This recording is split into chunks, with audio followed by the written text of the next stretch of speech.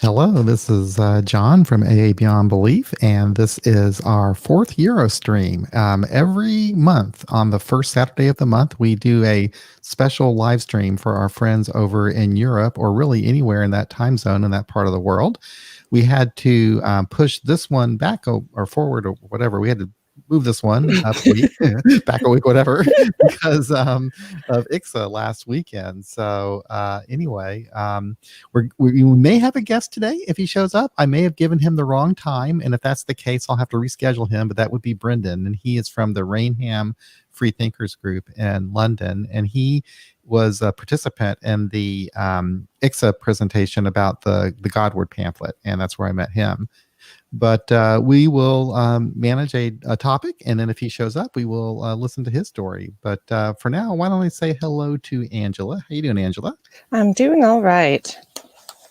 We had a nice live stream yesterday. I enjoyed that. You know, it's Fridays are so interesting because I've been working all day. I'm kind of worn down. My mood will depend upon what kind of day I had at work. You know, Right. It's like I don't know. It's kind of fun in a way because it's like it's a way to change my mood. You know, it's like I go from work to maybe taking a nap to doing the live stream, and it's kind of put things in. It's like having a meeting. Put it that way. Right. Yeah. No, definitely. I'm often, tired by the end of Friday, and then it's like, okay, yeah, then I need to do this. And then I'm like, I don't know what this is going to be like. This is probably going to be the worst one ever. And then we start talking, and, and it is like having a meeting, and I generally feel much better afterwards. Yeah. It always works out, That's the nice thing about this particular podcast. If I was doing like a podcast on some other topic, it would be really difficult, I think, because with this, all I have to do is talk to another AA person, and we speak the same language. We it's just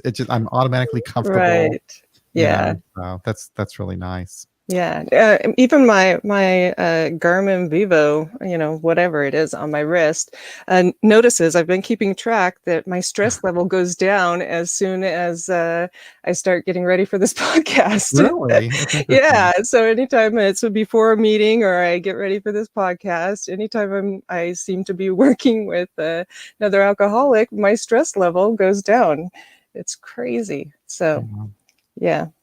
So we thought today, and let me welcome the people who are in our chat. It's nice to see we got 6 people out there. Nice. And we're going to continue doing this Eurostream until it catches on, and it will eventually. And I think I need to do a better job about announcing it beforehand. It's like it happens. We get ready for the Friday live stream, and then the next day we do this. But it's only once a month. We do the next one, and I need to start announcing it like a week ahead of time or something like that. But we thought that we would just have a topic taken out of Joe C's book, Beyond Belief: Agnostic Musings for 12-Step Life, and Angela found a reading that she thought would be a good one. Yeah, I was looking at a couple of them because if you saw my book right now, one, it's dirty and it has lots and lots of little tabs and things in it because I find readings that are often relevant to, either topics that are brought up frequently at meetings or when I'm working with people in recovery. And so I have a lot of them that I like, but then I just looked at the one for today, and it seems, kind of perfect for where we're at going into this this holiday season, I guess. It's December 12th, which is today, I believe. Let me check my watch. Yeah. All right, good. I'm in the right place. So speak when you are angry, and you'll make the best speech you'll ever regret. And he attributes it to Lawrence L. Peters. I tried to look that up, and I think that there's some debate on it. So there's something fun for me to do in my spare time. Anyway, the rageaholic raises the stakes by raising the volume. We can be cruel and manipulative, dressing up our demands as seeking justice. Everyone wants control and resists being controlled. As humans, we resort to verbal violence to get our way. Even if we don't use threatening gestures or suggestions, just the increased volume is a primitive way of expressing our issues around control. Do our outbursts express ourselves authentically, or are we fighting dirty? How we feel about laying it out on the line will tell us if we acted rightly. Do we feel good about ourselves or regretful? Anger is the most misunderstood of feelings. If we internalize anger, it seeps out as passive-aggressive, sarcastic, or judgmental Mm. barbs. We may find ourselves saying, "I'm not angry, really." We feel smug because we don't start screaming like so-and-so does. Anger is not a wrong feeling. Experiencing and expressing emotion is healthy and human. Regret comes from acting on, not from feeling anger. Anger gives us clarity and strength. It is a survival instinct dating back to our primitive roots when quick decisions had to be made: fight, flight, or freeze. The feeling of anger takes only a few minutes to wax and wane. People who say they have been angry for weeks have really been ruminating, not angry. We call this holding resentments. Like laughter or orgasm, anger gets intense and then passes. Hmm. Dramatic emotional sensations do not automatically require impulsive, dramatic reactions. Feelings and sensations pass over time when we are emotional. So let's take advantage of our heightened awareness, but feelings aren't visceral. They are to be experienced, not intellectualized. And then he asks, how do I get angry? What and who trigger me? Do I dump my feelings with impunity or do I repress them? What are the consequences of acting out? And what are the consequences of holding back? Wow, that's really good. That's really well Yeah, written. I know.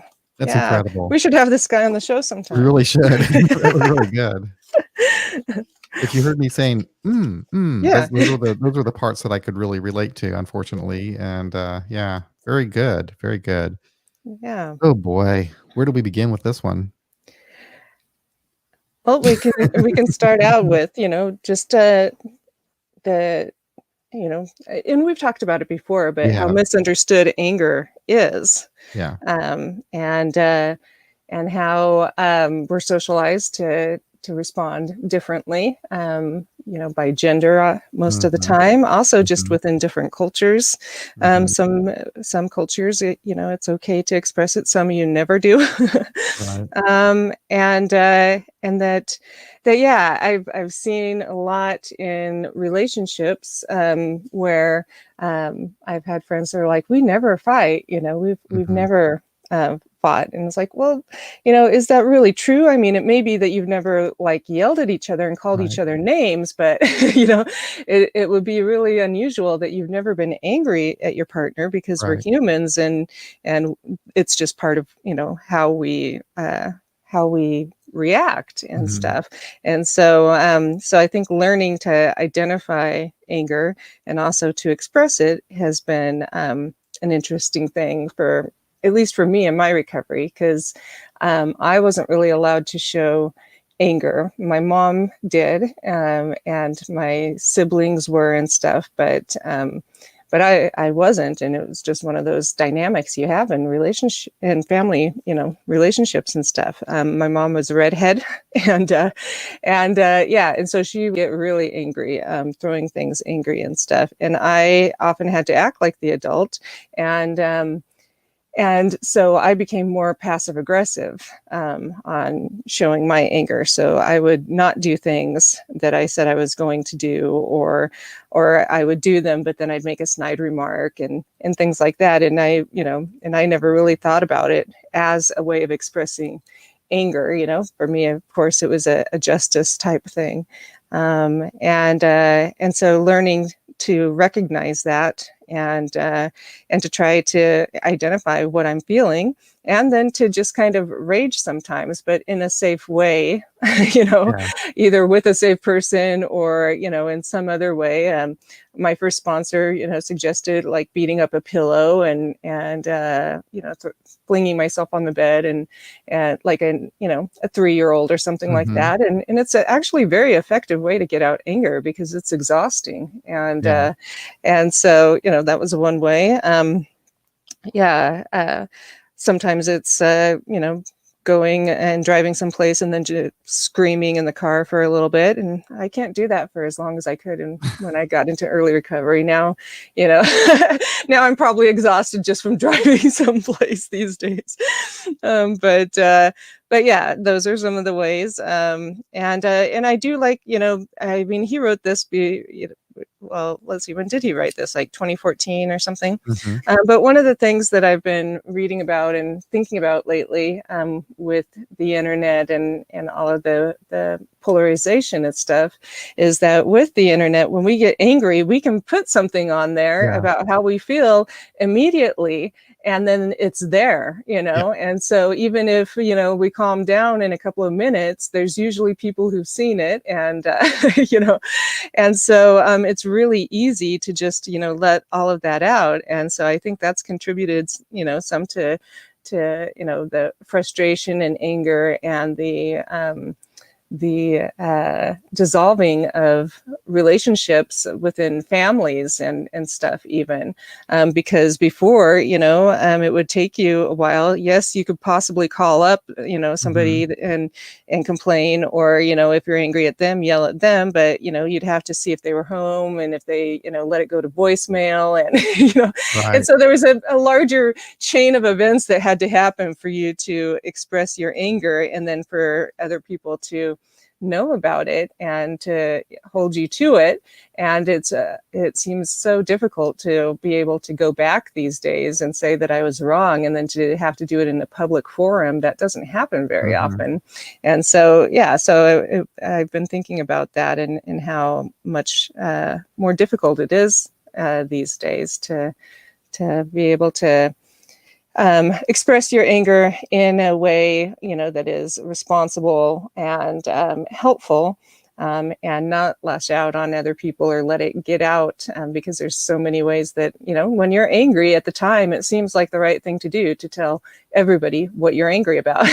Yeah. and then it doesn't necessarily contribute to the good of what's going on. It generally doesn't make you feel better, and like the quote says, it'll be the best speech you'll ever regret. And so anyway, what do you think? Well, I really relate to you. I grew up in a similar household. In my situation, I think both parents were angry. Me and the rest of the kids weren't allowed to express anger. If we did, we would get physically beaten. I mean, Yeah. that's just what happened. So my father was Army, and he treated us like we were soldiers, and we took orders, and it was yes sir, and we did it. And it sounds awful, but there was a lot of confusion, there's a lot of nuance and different. Hmm. It wasn't, he could be a good person too, but he had this side of him that was very angry and violent and frightening. I was Hmm. afraid of him a lot. So I didn't know how to express anger growing up. And so my anger, I could never really express it to another person, like shouting at them or anything like that. Hmm. But I would do it in other ways. Like this reading said, it would come out in other ways. I can't remember what he said. But I'm not being direct with somebody, Right. somehow. Yeah. I can't remember what that's called. What is Passive it? aggressive Passive or aggressive. Yeah. Yeah. sarcastic, And or yeah. sarcastic, stuff like that. Mostly probably passive aggressive, I think, is Hmm. what I was how I would handle it. Not really even knowing what that was, but that was the way that I would deal with it. And that's not Hmm. to say I don't completely do it now. I mean, I Hmm. recognize now when I do that as well. But Hmm. yeah, so that was a deal for me. And so my anger, when it was expressed, it would just erupt like a Yeah. volcano. And usually it was just at the universe. I'm just Hmm. angry. I'm just yelling and screaming, or maybe throwing something or hitting Hmm. something. Um, but I'm definitely angry at something, at somebody. Yeah. Um, so and that was a real problem for me. After after I stopped drinking, I think is when I really started noticing this Hmm. as a problem. Yeah. And it actually moved when I stopped drinking. It moved beyond me just erupting by myself to actually having conflict with other people and not really knowing how to deal with that or resolve it or handle it Mm-hmm. in a mature way. And it Right. was just really weird and uncomfortable. And so it took me a while to kind of learn to deal with that. And he mentioned in here in the reading the difference between resentment and anger. Mm-hmm. And I think that when I actually went through the steps and understood my resentment, it actually did in a way help me with my anger too, you know? Yeah. So I don't know. That's how it was for me. I also I liked what you said about just because you're not yelling and screaming doesn't mean that you're not having a fight or a Mm-hmm. disagreement. That's really Or true. angry. Yeah. I grew up in a household where my parents regularly yelled and screamed at each other. Right. There was just a lot of that. So, so I didn't like it growing up, and Mm-hmm. I don't like it now, and so I don't do that. I don't do that. But that doesn't mean that I'm still not arguing or fighting. And I'm glad that Mm-hmm. my wife and I don't yell at each other the way that my parents did. Yeah. But there's still I will still find myself not always being direct with her and still having a little bit of the passive aggressive thing, not talking or whatever. It's kind of I feel silly Yeah. even saying it, but that's Yeah. what I do. No, I think that's well, was it Terry Real? I think calls it generalized marital hatred. I mean, it's not, hatred seems like a strong word, but Yeah. it's just kind of a sometimes, we have these certain things with our partners that just annoy us and that they do, and we live with them, and every Yeah. once in a while when we're in a bad mood, then they do that thing and we get all ticked Right. off, and it's like they do that Right. thing all the time, but it's our mood that It is exactly. that Yeah. affects it. So it's pretty normal, but we don't talk about things like that, No. just like with anger. I know that for a couple of my guy friends, that they either anger was allowed. It was like the Mm, only thing that was allowed. They mm, weren't allowed to be sad or fearful. So anger was allowed. And so they'd rage, or they weren't allowed, like you yeah. weren't allowed to rage. And so then when they'd feel that anger come up, they'd be scared because they wouldn't know what to do with it or how to control it, or if they Exactly. could control it. And so that was even more terrifying. It's an Um, energy. It has to go somewhere, doesn't it? yeah, yeah. And so learning how to do that, we don't talk about it that much in the steps even. We talk Mhm. about, resentments and learning to identify the stuff. But I think that's a place where particularly men could really use counseling, somebody to help, normalize their feelings of anger and their fear, if they have that, which I think most of them do, on expressing anger, so that when they feel it, they don't go into fear and they don't try to shut it down, because when we shut it down, then of course it comes out in other ways as well. Mhm. So I think that that's really helpful to be at least aware of that. I mean, because we talk about that we can't be resentful, in 12-step programs, or particularly in AA, because if you're resentful, that'll lead you to drink again and die. Right. But we don't talk really about anger as an Mhm. emotion, as a normal human emotion that's going to come up. You can't stop yourself from feeling anger. It's what it is, and so learning, how to identify it and be able to make, repair easily, if you lash out, because oftentimes you can't always stop yourself from lashing out either. It's very, unusual to be that zen. And in fact, I was listening to a podcast. I think it's called Deconstructing Yourself, and it's a guy that talks. Mostly, it's in the meditation realm, but he talks to this one meditation guru who's been around for a long time and has done retreat centers and stuff. And this guy, is a Zen master, and he never really felt anger for several decades and stuff, doing his thing, and then got really sick with a couple of different things, and then cancer, and so he started going to an integral physician, I believe, and they said you need to get some deep counseling on some anger and stuff that you have, because if you don't, that's what's really killing you. And so he didn't think that that was really an issue. He was surprised by it because he doesn't feel like he's been angry. He got over that. He transcended it in his meditation stuff.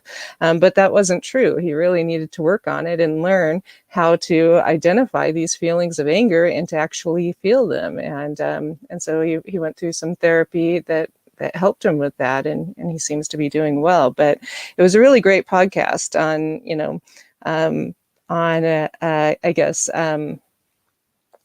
not, or on emotional bypass, that from an angle that I hadn't considered really before. So yeah, even Zen masters need to be able to express their anger. Colin writes that on the subject of anger in recovery, I've had to learn how to express my anger as I spent most of my life repressing it, which has led to anxiety issues. And that was me too. And then he also says that he agrees with you, though, that it's very easy to make a slip on Twitter or social media and then instantly regret it. Yeah. The social media thing is really weird. I when a couple of years ago, 3-4 years ago, I guess, whatever, when I kind of got active on Facebook with AA groups, I was in a lot of AA Facebook groups, and some of them were secular, some of them weren't. But in almost every one, it seemed like I would get into debates and fights, and I absolutely hated it. And it seemed like nothing. I couldn't ever post anything without me getting angry at somebody. I left them all, and now I'm just in like a couple of them now. So I just couldn't deal with it. But people on social media will say things. Well, and maybe it's just the way I might interpret what they're saying, but sometimes, the way you write, the way you communicate in writing is so much different than the way you just talk. But it seems like people, like in a Facebook group, will make a comment about what someone else wrote in a way that they would never say in person you know what I'm saying? Oh, yeah. Yeah. I think it's a general thing for the general population. Just, that, you're not seeing the person face to face. And so they're not a person. And so you can say what you want, but also within recovery, generally in AA, we frame things when we're speaking about, or in our experience. So, if, you were to share about, an anger thing, I wouldn't say, yeah, John, so I think that you need to, and so I'd say, well, when I've experienced something similar, or this has been my experience, or whatever. And so, we don't, you don't invalidate somebody, and so the person shares what what their experience is, and it's either helpful or not, or whatever. And there are ways to be passive aggressive and stupid in AA, but in general, it's that, you just share what your thing is. And so it was difficult for me to get into some of these Facebook groups and in discussion with other people sometimes in recovery, where they're like, no, it's like, you can't say that. This is my experience. You can't say, no, you're wrong. It's like, what are you talking about? It's like being on another planet. I'm like, I don't understand. I never understood that. How are you going to debate AA when it's all based upon a person's experience? Right.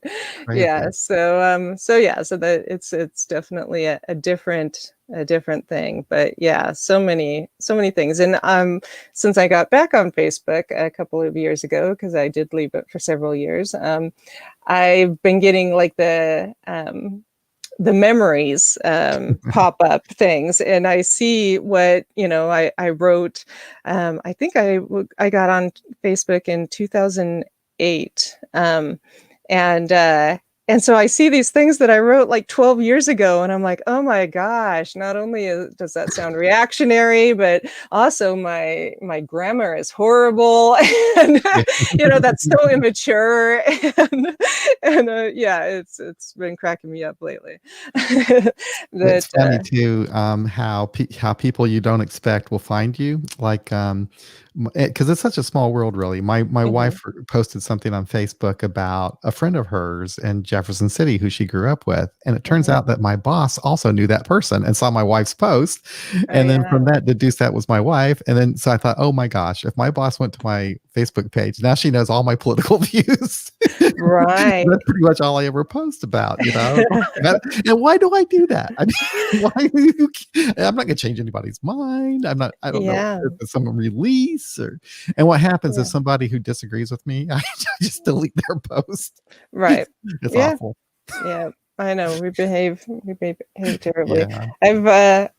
I've gotten better. So since the 2016 election, I stopped posting political things. Good for you. Yeah, because it just I saw that nobody's listening. I'm not changing anyone's mind, and that Mhm. when I post them, I'm usually contributing to the problem.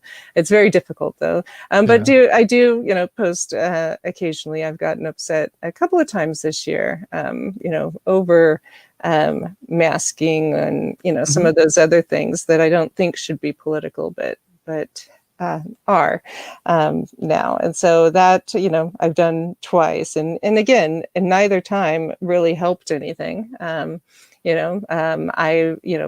I showed my anger and my frustration, and I felt justified for a couple of hours, and then I was like, it's not changing anything. People just got to see that I was mad, and everyone's mad on about something at the moment, and so it still wasn't helpful. And but likely it'll happen again at some point. But I seem to be better about it. And not posting on there all that much.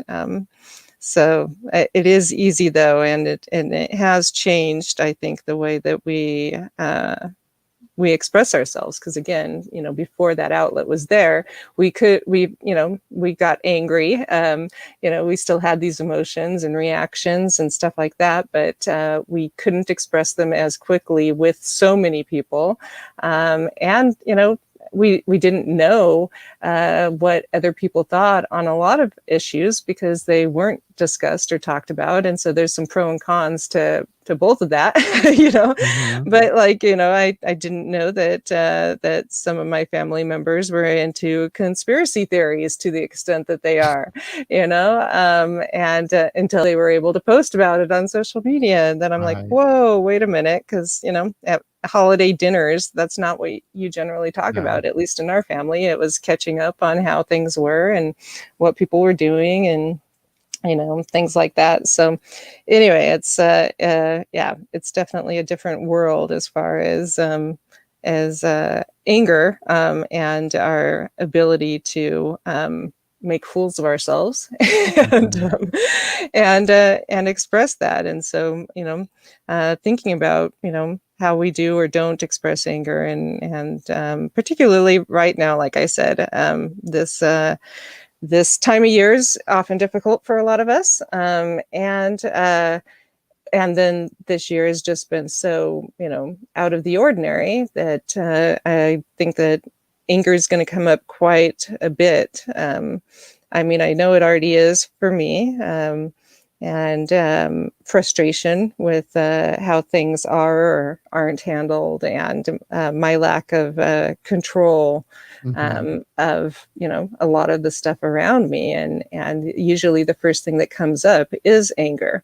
Yeah. And so being aware of that, and trying to have some patience with myself, and trying to use the mindful pause that our friend Jackie talks Mhm. about, I think are going to be a couple of things that will make this a little bit easier. But I've got surprised a couple of times about things that I've suddenly got angry about that I don't think I normally would have. And so I have to pause and think, what is going on with this? And it's Yeah. usually just that there's so much right now that's happening that that's the way my anger is popping out, is in regards to closed captioning. Mhm. you know We talked about this last time too. We talked about anger. It's like in a way it yeah. can be used as a barometer of knowing that we have to check on something. Hmm. Something's wrong. Because a lot of times the anger is like masking something. It could just be I'm depressed. It could be I'm afraid. It could be I'm worried. Hmm. But it comes out as anger. You know. Yeah. Yeah. And yeah, and then when I'm feeling that, if I'm wise and I can pause, like Jackie suggests, like you say, you stop and you ask yourself, why am I angry? A friend of mine from my home group will say that whenever he's angry, he always asks himself, what's he afraid of? Mhm. Because for him, he thinks it's always related to fear. Yeah, yeah. I think it often is. I know for me that a couple of times that I've been able to pause right at the moment. I've identified that frequently it's a fear of embarrassment or of possibly shame or something. Yeah. And so if it's in a discussion with somebody and I find myself suddenly angry, it could be that either I feel like they're blaming me for something that I didn't do, or that, and so then I'm angry and embarrassed that they think that I would do that, or that I didn't do something I was supposed to do, or that I'm dumb.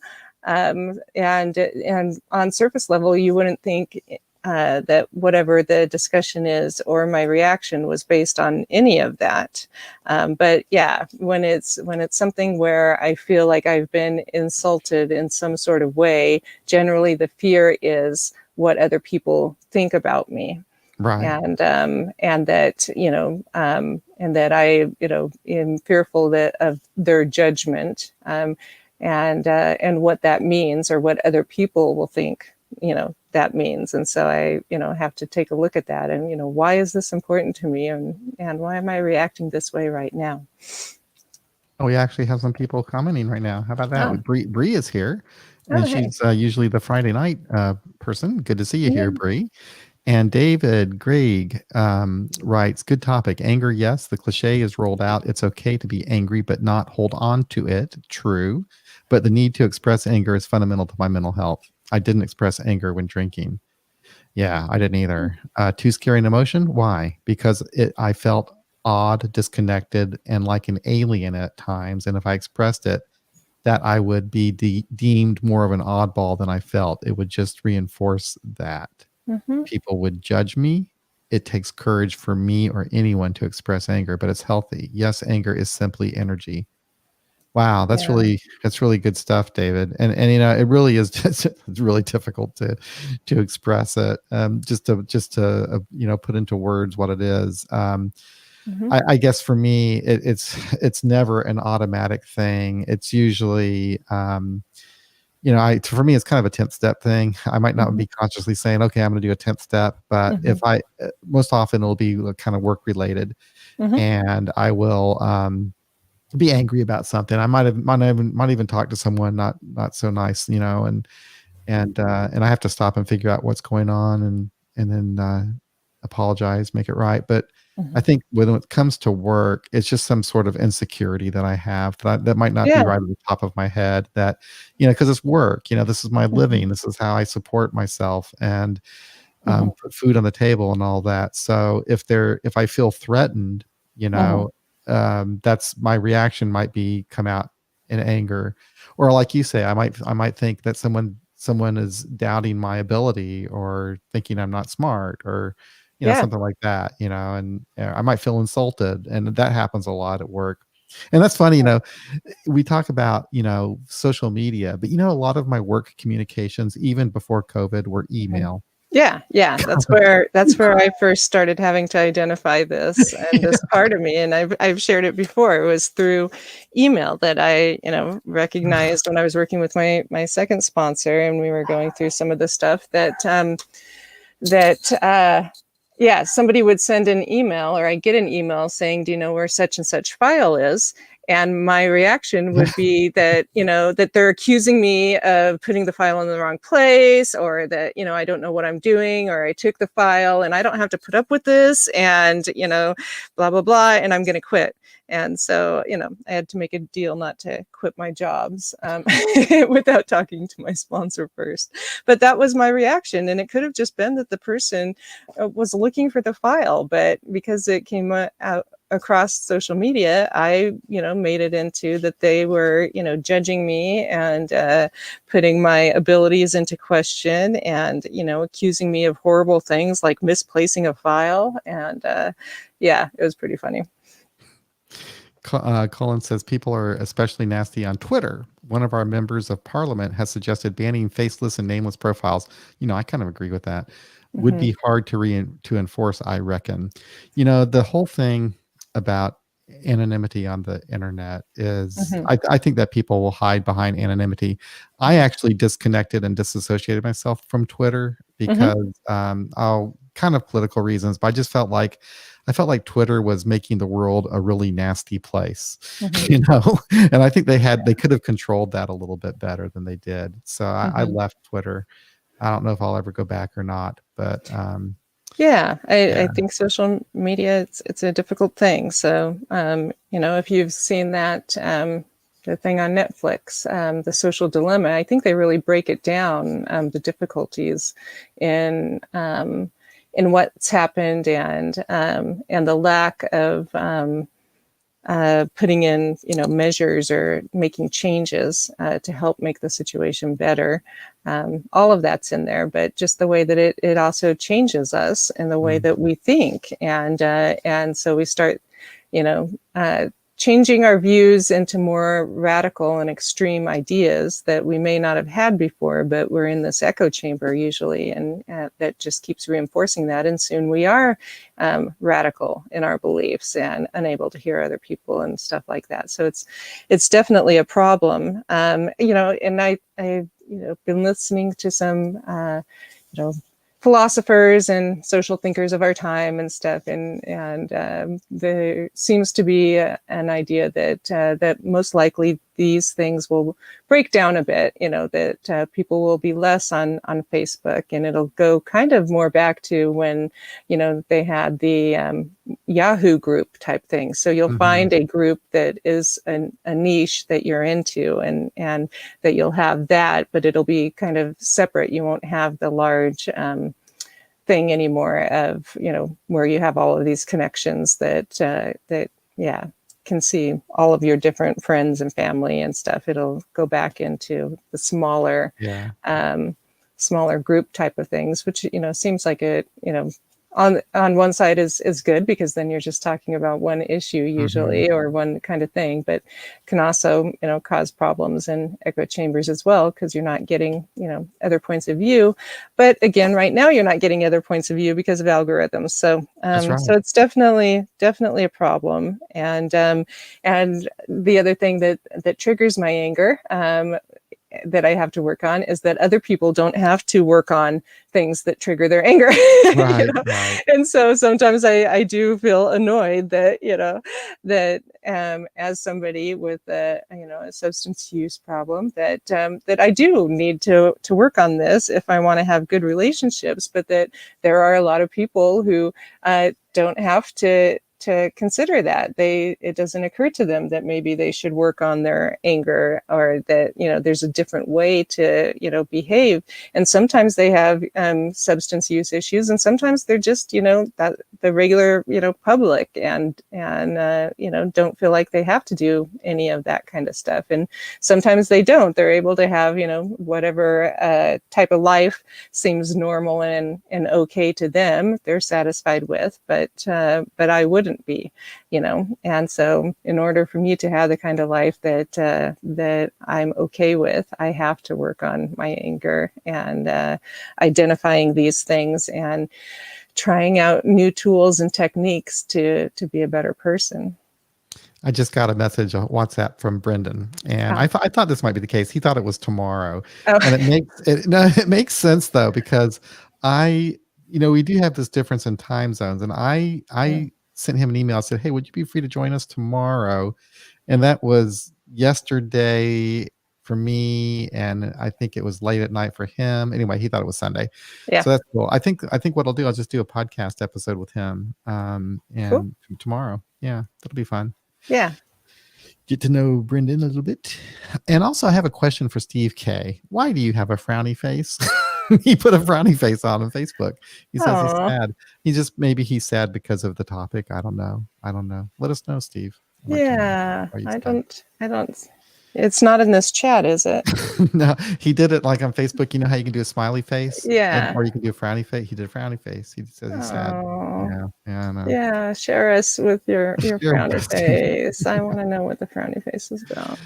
Oh lordy. Yeah. Or better yet, call in, Steve. Call in. Yeah, that's right. We have a Yeah, phone call in number. and Anyone can call us, 844-899-8278. It is toll share free, and I about think it's even toll free from Europe. So please do share about call your in. frowny face. Yeah. It is nice to see you all from Europe. I guess Colin, you're from the UK. What other countries are out there? If you'll let me know, that'd be kind of cool. I Yeah. know that Bree is from the nation of Kansas. Yeah. Oh Yes. boy. So, yeah, I guess when it was interesting when I was first getting sober, and I don't think it was immediately that I started feeling angry, but it was probably after I'd been sober, maybe 3 months or so, that it started coming out. And in AA, it was like, the message that I seemed to get, and maybe I was misunderstanding then, it was that anger is bad. Mm-hmm. And I would always conflate anger with resentment too. Mm-hmm. And it's understandable why I would think that, because that's how people talk. They talk about anger in a negative way. Oh, Bob, he's from Canada. Canada is such a nice country, by the way. um, I'm so envious of Canada. It's like, Yeah. they're so smart. Anyway, Yeah. There's uh, yeah. The guy that helped the guru, the counselor that helped the guru was from Winnipeg. So oh really? yeah. So yeah. Anyway, go ahead. We could have been Canada, but we decided to go another way. But anyway, Bree says anger is a good topic, though. It is a hard emotion to wade through, no matter how many days of sobriety one has. Yeah, it really is.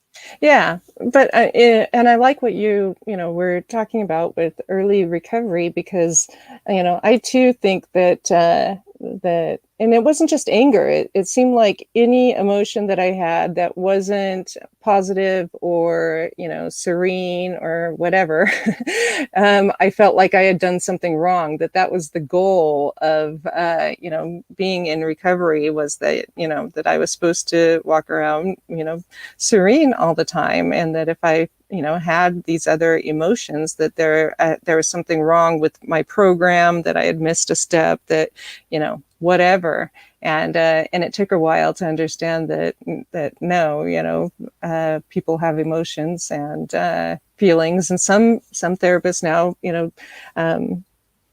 have differences in the two, that emotions are within your body, the expression of something felt, and that feelings are the mind part, what we think about what's happening or what we felt and stuff. And so it's really interesting. I enjoy that stuff. But anyway, in early recovery, I didn't think that was okay. The message I got also was that that if I did this work and went to the meetings and didn't drink one day at a time and all of that stuff, that then I would be serene. And I guess I thought that meant not feeling these things, and it took a while to understand that nope, everybody feels them. Some are just better at regulating themselves than other people are.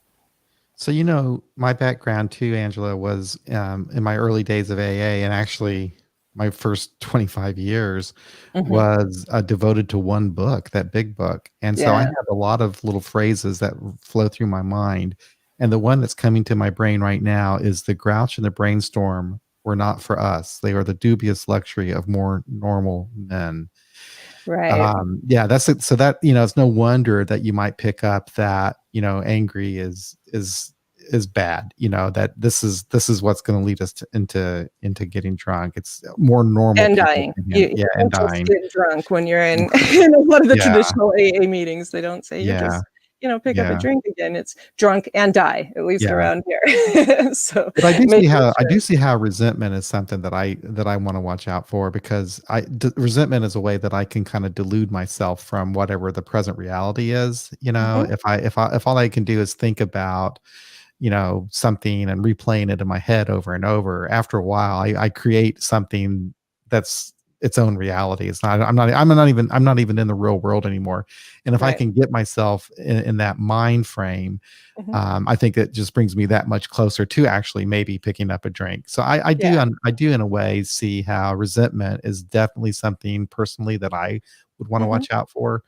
Right. Having been deluded, self-deluded for so long, Yeah. especially when I was drinking. Yeah, we talked about it some last night too. Mhm. The not being in reality and not wanting to accept reality. So it's an honesty thing. But yeah, the resentments. Like he says here, that people who say they've been angry for weeks have really been ruminating, not angry. We call this holding resentments, and yeah, and I think that's where we get into trouble, and where we don't differentiate enough at meeting level the difference between experiencing anger and healthy anger, and resentments. And so it gets lumped into that. If I'm angry, then it's because I'm resentful, and I need to, I'm going to drink and die. But I think also the tools that help with the resentment is definitely for me, doing an inventory. And one of the things that I learned from that is that I really, when I'm feeling resentful, or something, I can't let something go, I need to do it in the inventory form rather than just writing or journaling, because if I just journal what's going on, I generally find that it turns into an argument for what I believe or feel is happening. and so yeah, so it turns into a political argument or something to be used in court to show that I was right about whatever the issue is. And so I find doing the inventory form of what is it that's bugging me, and what it affects and what my part in is a lot healthier way for me to be able to work through a resentment It is for that me I'm too. having. It's actually a really nice formula for understanding, for breaking down what's actually going on with me. I mean, I don't know I wonder, Bob Kay, the historian, how did they come up with that formula for the fourth step? Was that like something that they actually did in the Oxford group? Do you know, or did Bill just come up with that? But the columns and everything, because it actually is kind of brilliant, and I think it works for me Mhm. anyway. Steve, by the way, says that the frowny face was an accident. he says he said, it seems some people have historically repressed their anger and are now learning to express it in a healthy way. I've been the opposite. I've had difficulties with not expressing anger throughout my life, and directly, not in a passive way. It's got me Mm. into a lot of trouble and damaged relationships. So now I'm working at not expressing it unless absolutely necessary and in a healthy way. The sad face was an accident. Okay. I know. You're on Facebook, you're using your thumbs, you're gonna put hit the wrong thing. We're like, oh no, sad face. Call in Yeah. the AA brigade. Yeah. I'm like that, Steve. I still do have that difficulty of expressing it. And I like what you say there is you're working on not expressing it unless absolutely necessary. That's really cool because it sounds like you're really taking the time to pause, like Jackie was saying, and stopping to think it through, how's that other person going to react when I express this? Is it really important for me to express this, etc.? That's Yeah, some good stuff. He's pretty far advanced. he is. And maybe we need a different word than expression, because I think that it does need to be expressed regardless. It just doesn't need to necessarily be expressed either verbally or physically at somebody. But I think, no matter what, you have to acknowledge it. And so perhaps, that's where the language is breaking down, in that, it has to come out in some way. So even if you don't express it and tell somebody, if it's in regards to another person, going for a walk is another way of expressing the anger, a fast-paced walk, or doing some sort of exercise, things like that. But for me, at least, one of the things I'm working on now is expressing anger, so that it doesn't stay within my body, because I've found over the years that when I don't express it, it tends to result in tightening of muscles, and so I get more backaches or leg pains, or I get Charlie horses or something along those lines. And so for me, it's important that I do express it. I just don't always have to share that with somebody else. It's not always a verbal thing, or that kind of way of expressing. Exercise is a great outlet, says the person who never exercises. But when I did, it was great. We got the damn exercise bike, and I've used it once, and man, it's a really tough one. It's a bike where you pedal and you also move the arms at the same time. Oh, And wow. oh god, it exercises every muscle in your body. I mean, I can feel my abs, my legs, everything.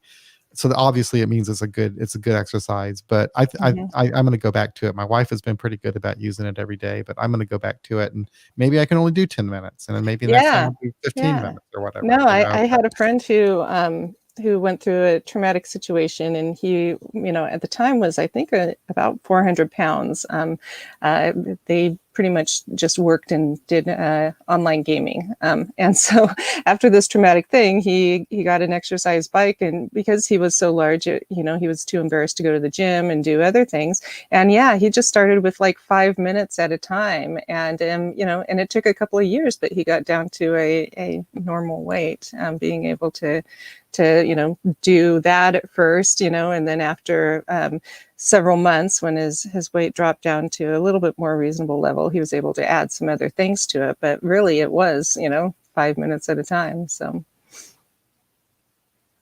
It says he wasn't allowed to argue with his parents or the Jesuits in high school. I didn't know you went to a Jesuit school, but as an adult, the pendulum swung the other way, except in biker bars. Oh yeah. boy, yeah, I was insane.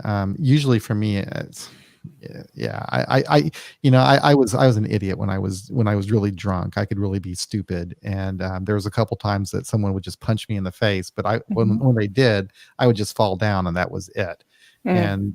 And yeah, bikers would be the people that I would sometimes say something stupid to.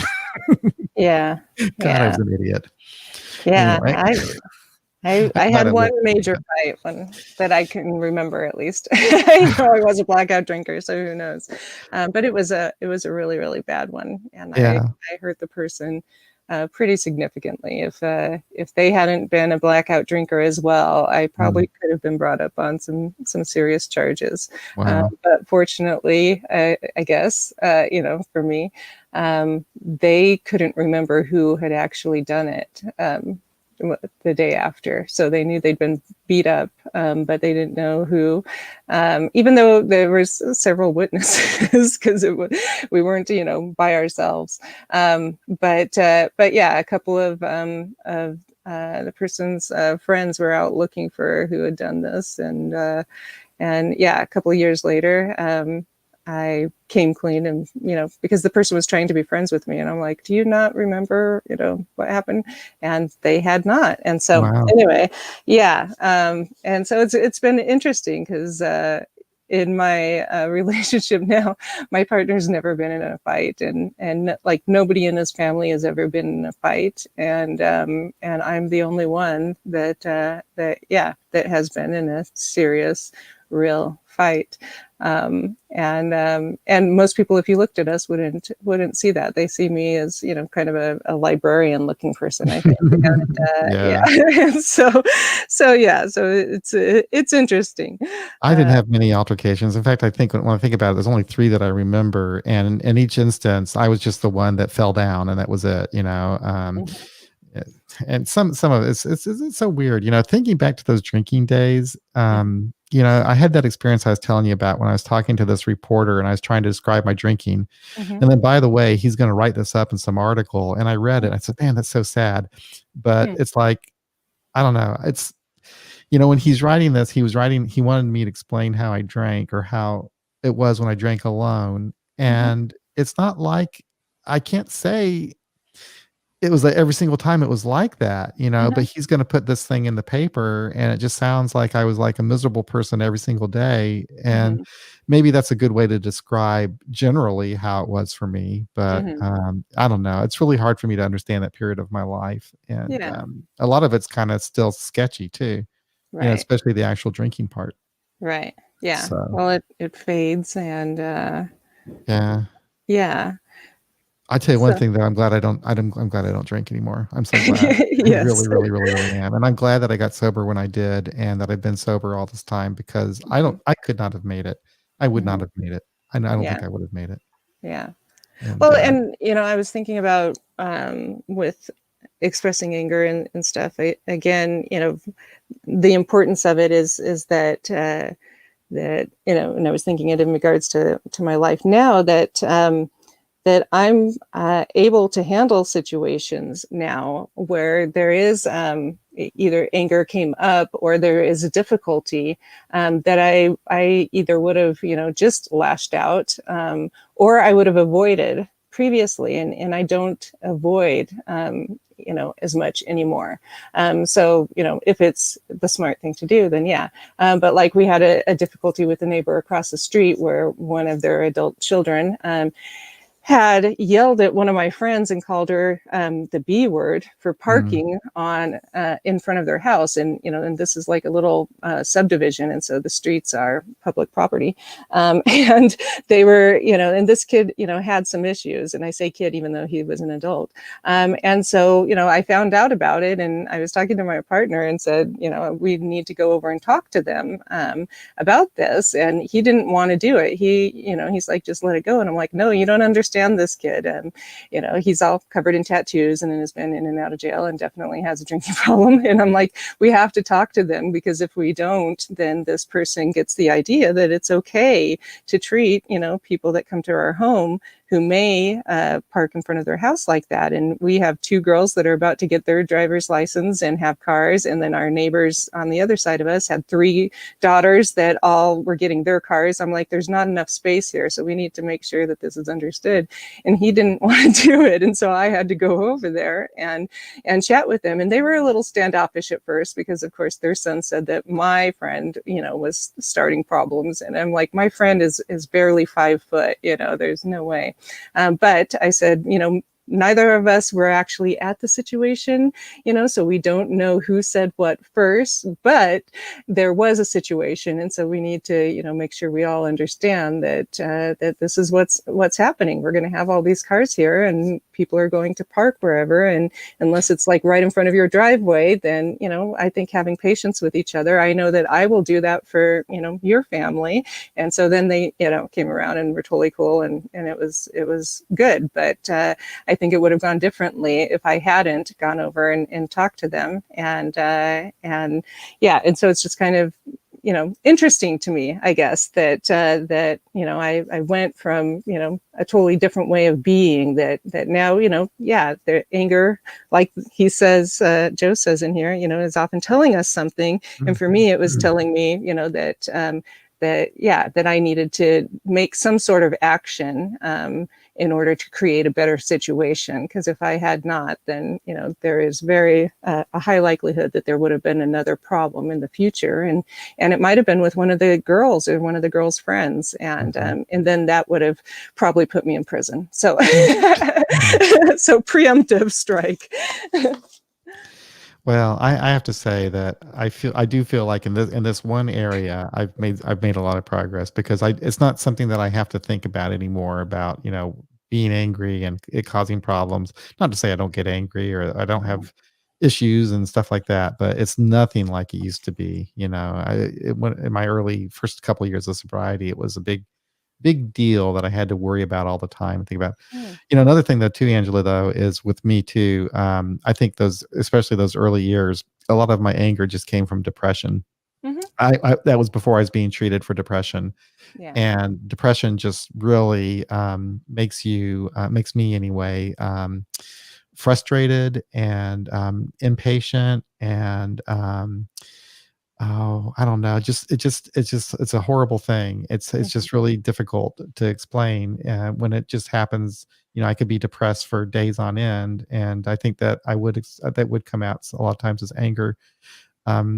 Also too, that when I started getting treated for depression, it was both therapy and later medication. Mhm. And so, through therapy, I think it probably helped me also deal with some of those other anger things. Plus, staying Yeah. sober and AA Yeah. and all that kind of stuff, it all Well, and kind the of works medication together. got you to a place where you could deal with it. I think that Yeah, some people, misunderstand the use yeah, of yeah, medication, but yeah, you have to be able to be where you're at a capacity to be able to process, exactly. emotions and to think clearly. And when, Yep. for me, when I've been depressed, I don't have that ability. No, I'm like always in a dark place, and it's hard to see where working on something could be good. If it's yeah. brought up that well, if you do this, then what I hear is that you're a piece of shit because you're not doing this. you Mhm. know and so yeah, so I've had to have needed medication to help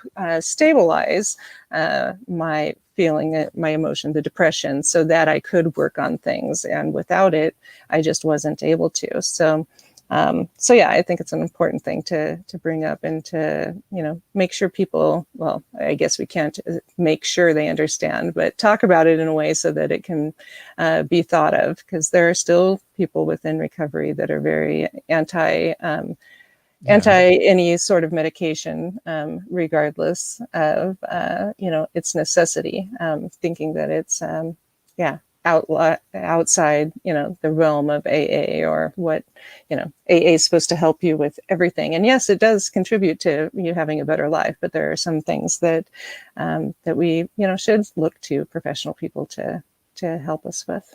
totally agree. Well, we're up on an hour, and Mhm. thank you all of you for stopping by and participating in the chat.